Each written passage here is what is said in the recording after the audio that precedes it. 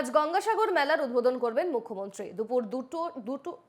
দুপুরে দুটি সেতুর উদ্বোধন করবেন মমতা বন্দ্যোপাধ্যায় এবং এরপর ভারত সেবাশ্রমে স্বনির্ভর গোষ্ঠীর কয়েকটি প্রকল্প উদ্বোধন করবেন মমতা। যাবেন কপিল মুনির আশ্রমেও। মঙ্গলবার গঙ্গাসাগর থেকেই জয়নগরে প্রশাসনিক সভা করতে যাবেন মুখ্যমন্ত্রী মমতা বন্দ্যোপাধ্যায়। আজ গঙ্গাসাগর মেলার উদ্বোধন রয়েছে, সেই মেলার উদ্বোধন করবেন মুখ্যমন্ত্রী মমতা বন্দ্যোপাধ্যায় এবং আজ দুপুরে দুটি সেতুরও উদ্বোধন করবেন মমতা।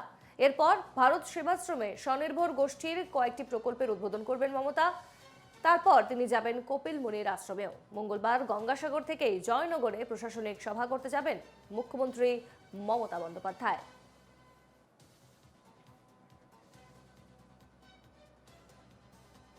একাধিক প্রকল্প রয়েছে আজ মুখ্যমন্ত্রী মমতা বন্দ্যোপাধ্যায়। গঙ্গাসাগর মেলার উদ্বোধন করবেন মুখ্যমন্ত্রী। বিস্তারিত জানবো, টেলিফোন লাইনে রয়েছেন আমাদের প্রতিনিধি অরিজিৎ মণ্ডল। অরিজিৎ, আজ বেশ কয়েকটি প্রকল্পের উদ্বোধন করবেন মুখ্যমন্ত্রী। প্রথমে গঙ্গাসাগর মেলা এবং এরপর দুটি সেতুর উদ্বোধন করবেন, পাশাপাশি অন্যান্য প্রকল্প রয়েছে মুখ্যমন্ত্রী মমতা বন্দ্যোপাধ্যায়ের। একদমই রাতে স্বর্ণালী, আজকে রাজ্যের মুখ্যমন্ত্রী মমতা বন্দ্যোপাধ্যায় আসছেন গঙ্গাসাগরে। একদিকে যেমন গঙ্গাসাগরের যে সমস্ত মেলা বিষয় রয়েছে, সেই সমস্ত বিষয় নিয়ে প্রশাসনিক আধিকারিকদের সাথে যেমন কথা বলবেন, ঠিক তেমনই কিন্তু তিনি গঙ্গাসাগরের যিনি মহন্ত রয়েছেন কপিল মুনি মন্দিরে, তার সাথে কথা বলবেন এবং তারপরেই কিন্তু ভারত সেবাশ্রমে যাবেন, এমনটাই কিন্তু খবর রয়েছে।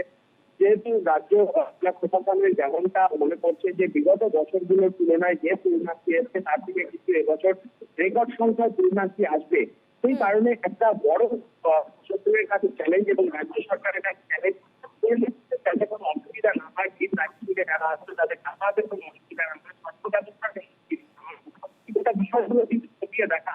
সেই জায়গা থেকে দাঁড়িয়ে কিন্তু একেবারেই যিনি সুন্দরবন উন্নয়ন মন্ত্রী রয়েছেন তিনি যেমন উপস্থিত রয়েছেন, চব্বিশ পরগনার যিনি জেলা শাসক রয়েছেন তিনি ঘটনাস্থলে উপস্থিত রয়েছেন।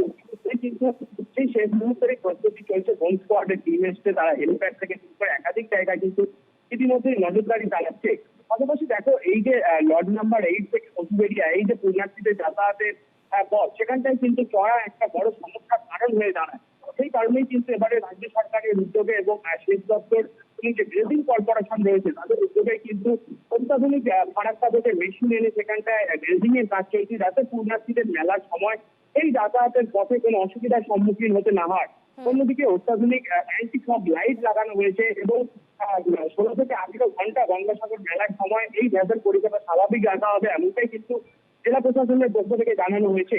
অন্যদিকে এই যে পুণ্যার্থীরা ভিন রাজ্য থেকে আসে তাদের স্বাস্থ্য বিষয়ক একটা বড় বিষয় থাকে, সেই জায়গা থেকে দাঁড়িয়ে স্বাস্থ্য ব্যবস্থাকে কিন্তু এবারে ঢেলে সাজানো হয়েছে। প্রত্যেকটি বাফার জোন, এই যে আউটকাম ঘাট অর্থাৎ বাবুঘাট থেকে এই যে গঙ্গাসাগর মেলা পর্যন্ত যে বাফার জোন গুলো করা হয়েছে, সেই বাফার জোনে কিন্তু এবারে মেডিকেল টিম রাখা হচ্ছে বাড়তি ভাবে।